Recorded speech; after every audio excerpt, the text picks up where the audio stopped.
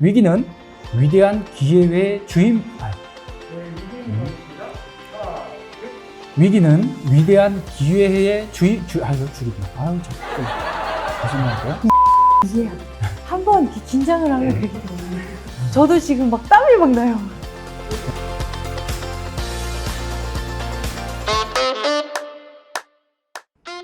커뮤니케이션 전문가가 알려주는 언론 위기관리 팁! 진행을 맡은 국가과학기술인력개발원 인재네트워크실장 박인마누엘입니다.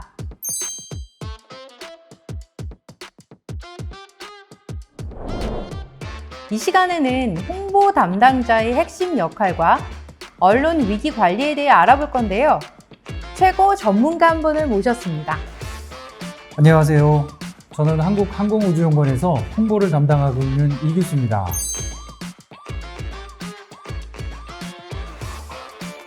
우와, 반갑습니다, 실장님. 반갑습니다. 제가 32년째 홍보 업무를 담당하고 있는데요. 회의나 미팅을 준비하는 것보다 오늘 출연이 더 많이 부담이 되네요. 진짜 저도 너무 긴장돼요, 오늘. 큰일입니다. 오늘의 주제가 홍보잖아요, 실장님. 네, 그렇죠. 홍보죠. 사전적으로 기관 또는 기업이 대중과 바람직한 관계를 형성하기 위해 행하는 모든 활동을 홍보라고 하는데요. 32년 전문가의 정의를 내리신다면? 네, 비슷한 맥락에서 말씀을 드리면 대중에게 신뢰를 얻고 좋은 이미지를 구축해 기관이 하는 일에 대해서 공감과 지원을 받기 위한 노력이라고 할 수 있겠습니다. 좋은 이미지를 구축하는 그런 활동을 홍보라고 볼 수도 있을 것 같은데요. 네, 그렇죠. 좋은 이미지라고 하면 바로 저 같은 이미지? 네. 죄송합니다. 맞습니다. 죄송합니다. 맞습니다. 네. 자, 일반적으로 홍보 담당자의 역할을 크게 두 가지로 구분하는데 그 하나를 정확하게 말씀하신 거예요. 그런데 이와 반대되는 상황이 생길 수도 있습니다. 반대되는 상황이라면 기관에 생긴 부정적인 이미지를 최소화하는 것이겠네요? 네, 맞습니다. 대부분의 홍보 담당자들이 이 두 번째 활동에 어려움을 느낄 겁니다. 위기는 예상치 않게 발생을 하고 그 위기가 발생하게 되면 파급력은 굉장히 크고 영향력도 심각해질 수 있습니다. 이러한 이유로 이 자리가 마련된 게 아닌가 싶은데요. 그럼 함께 위기관리 커뮤니케이션에 대해 본격적으로 이야기를 시작해 보도록 하겠습니다. 자, 첫 번째 토크 주제는 언론 관점에서 위기란 무엇인지 짚어보려고 합니다. 언론 관점에서 위기라는 것 정의를 내려주신다면요? 많은 전문가들이 위기를 다양하게 정의를 하고 있습니다.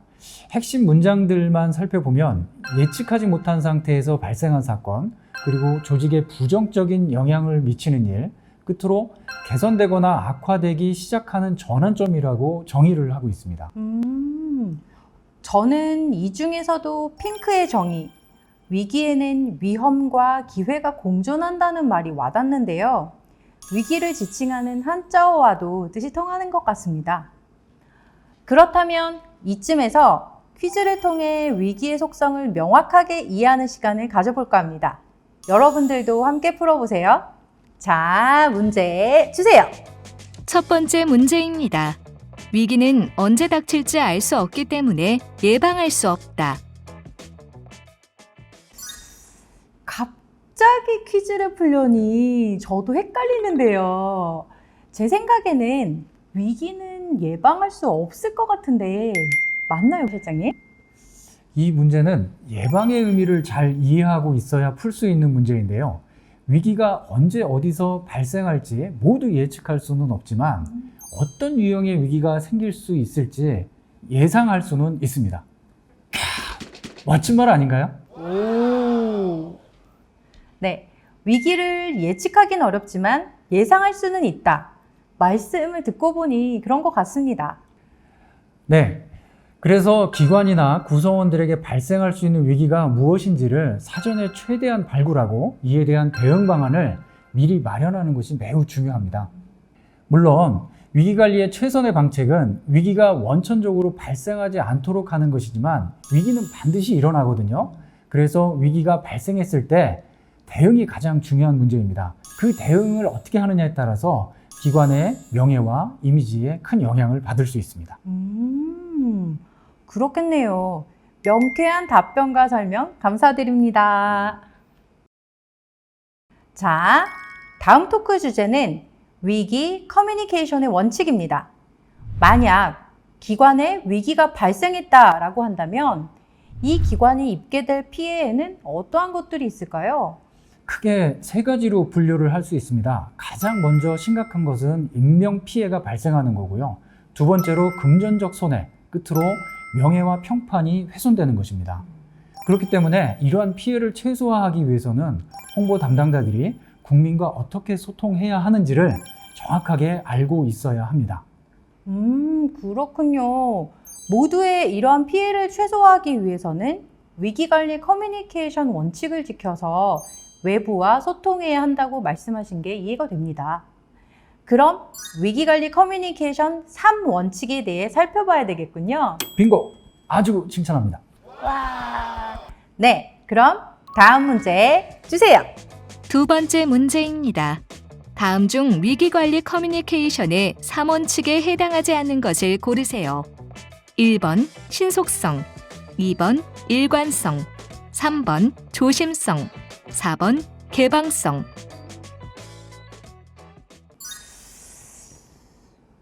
보기가 다 비슷비슷한 것 같은데요.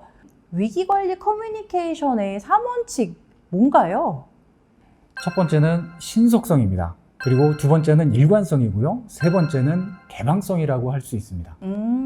신속성, 일관성, 개방성이요? 네, 그렇습니다. 위기 발생 시에는 객관적인 사실로 정보 공백을 메워주는 적극적인 대응이 필요한데요. 만약 이 정보 공백을 메우지 않으면 어떤 일이 발생할까요? 아마도 카더라 통신이라고 하는 소문이나 루머가 넘쳐날 것 같은데요? 네, 그렇습니다. 바로 루머와 추측으로 그 공백이 채워지게 됩니다. 침묵은 언론이나 이해 관계자들로 하여금 조직이 위기를 통제하지 못하고 있거나 통제하려고 하지 않고 있다고 생각하도록 만들 수 있습니다. 따라서 위기 발생 후 첫 24시간은 매우 중요합니다.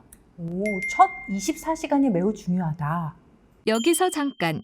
SNS 비중이 커지는 요즘에는 위기 발생 후 1시간 이내 대응이 필요하다는 주장도 있으니 참고하세요. 둘째, 한 목소리를 내는 것이 굉장히 중요합니다. 일관성이 없으면 메시지 신뢰성은 떨어집니다. 이 신뢰성을 유지하려면 공식 대변인 팀의 노력에 협력하는 것 또는 대변인 팀에서 공유한 지침대로 대응을 하는 것이 매우 중요합니다. 그러니까 개인 플레이는 지양해라 그거군요. 잘 알겠습니다. 끝으로 개방성은 뭔가요? 개방성은 정보는 정직하게 공개해야 한다는 원칙입니다. 노코멘트는 잘못을 인정하는 것으로 인식될 수 있기 때문에 정보는 신중하게 완전히 공개해야 합니다. 이거 진짜 잘해야 되거든요. 사실 이 셋 중에서 개방성이 가장 어려운 부분이라고 생각할 수 있습니다. 인지심리학에서 사람들은 정확하게 무슨 일이 일어나고 있는지 사실을 알 수 없을 때 불안을 느끼고 또 그 사실을 알려줬다 해도 그 원인이 은폐되어 진실이 왜곡됐다고 느낄 때 분노한다고 합니다. 즉 대중과 이해 관계자들의 불안과 분노를 해소하는 최선의 방책은 일어난 사실을 최대한 자세히 그리고 거짓 없이 공개하는 것임을 홍보 담당자들은 명심해야 할 것입니다. 그렇군요. 위기 상황에서 홍보 담당자들은 신속하고 일관성 있고 정직하게 개방해야 한다는 점을 염두에 두어야겠습니다. 세 번째 토크는 위기 대응 매뉴얼 작성 및 관리인데요. 관련 문제를 풀어보면서 하나하나 이해해 보겠습니다. 세 번째 문제입니다. 매뉴얼에는 일어날 가능성이 있는 모든 위기 상황별로 대응 방안이 구체적으로 아주 자세하게 담겨 있어야 한다. 정답은 아니오겠죠? 예인가? 네, 위기 상황은 매우 복잡하고 또 다양한 양상으로 일어날 수 있습니다. 그렇기 때문에 모든 상황에 대한 대응 방안을 마련하는 것은 현실적으로 불가능하겠죠? 네, 따라서 핵심 내용 중심으로 매뉴얼을 작성하는 것이 중요하고 그 매뉴얼에는 반드시 언론에 신속하게 전달할 메시지, 즉 보도자료와 예상질의 답변 등을 누가 발표할 것인지 등이 상세하게 포함되어 있어야 합니다. 이런 내용들이 반드시 포함되어야 하는군요. 잘 알겠습니다. 네 번째 문제입니다. 위기 대응은 일관성이 핵심이므로 매뉴얼은 매우 신중하게 작성해야 하며 절대 고치면 안 된다. 이 문제는 비교적 쉽게 풀 수 있을 것 같은데요. 정답은 아니요. 네, 그렇습니다. 정답은 아니오입니다. 시간이 지나면서 위기도 변화하고 홍보 매체도, 홍보 방법도 달라지게 마련이거든요. 그래서 홍보 매뉴얼도 그 시대에 맞게끔 계속해서 수정을 해나가고 개선을 해야 됩니다. 홍보 담당자들께서는 지속적으로 기관의 위기가 무엇인지를 찾고 대응을 위한 위기관리 매뉴얼을 준비해야 합니다. 다섯 번째 문제입니다. 실제 위기 사항이 발생했을 때 신속하고 유연한 대처를 위해 평소에도 매뉴얼의 내용을 주기적으로 숙지하고 교육해야 한다. 이 문제의 답은 그렇다 아닐까요? 기관에서도 주기적으로 교육을 하시나요? 혹시 위기 대응 매뉴얼이 실제 상황에서 쓰인 경험이 있는지도 궁금합니다. 물론입니다.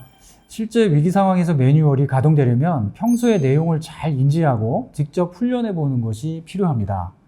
제가 위기 매뉴얼에 따라서 실전과 같이 미디어 트레이닝, 훈련을 통해서 활용했던 것은 바로 로켓 발사 때였습니다. 오, 로켓이요? 미사일? 그게 아니고 위로 가야 되는 거예요. 위로. 로켓 발사는 발사 연기, 중지, 실패, 성공 등 기술적인 위험 요인이 있는데요. 이 요인 외에도 환경적, 정책적 위험 요인이 많이 있습니다. 이러한 각각의 상황이 발생할 것을 가정해 정해진 시간 내에 누가 언제, 어디서, 어떻게 대응할 것인지를 실전처럼 미디어 트레이닝을 한 적이 있습니다. 실제 로켓이 발사가 중단되었다고 가정을 하면 상황을 몇 분 안에 확인하고 신속하게 우선 언론 공지를 하는 것이 중요합니다. 그리고 미리 정해놓은 보도자료를 완성, 언론에 배포하고 브리핑을 통해서 신속하게 메시지를 전달하고 언론 질의에도 정확하게 대응을 했습니다. 부장님, 생생한 사례와 함께 설명 감사드립니다. 지금까지 위기관리 커뮤니케이션에 대해 살펴보았습니다. 끝으로 이 시간을 함께한 우리 홍보 담당자들에게 한 말씀 부탁드립니다. 위기는 언제 어떻게 닥칠지 모르는 것이기에 그럴수록 위기를 사전에 발굴하고 신속하게 대응을 하는 것이 무엇보다 중요하다고 할 수 있습니다. 오늘 이 시간은 그런 위기관리의 중요성을 되새겨볼 수 있는 시간이었다고 봅니다. 위기를 철저하게 대비하되 어쩔 수 없이 발생한 상황에서 사전에 준비한 매뉴얼에 따라 대응을 한다면 위기 속에서도 국민의 신뢰와 지지를 받을 수 있을 것입니다. 위기는 위대한 기회의 줄임말임을 명심하면서 여러분 모두가 최고의 위기관리 커뮤니케이터가 되기를 응원하겠습니다. 감사합니다. 나와주셔서 고맙습니다. 지금까지 국가과학기술인력개발원 인재네트워크 실장 박임마누엘이었습니다. 시청해주신 여러분 고맙습니다.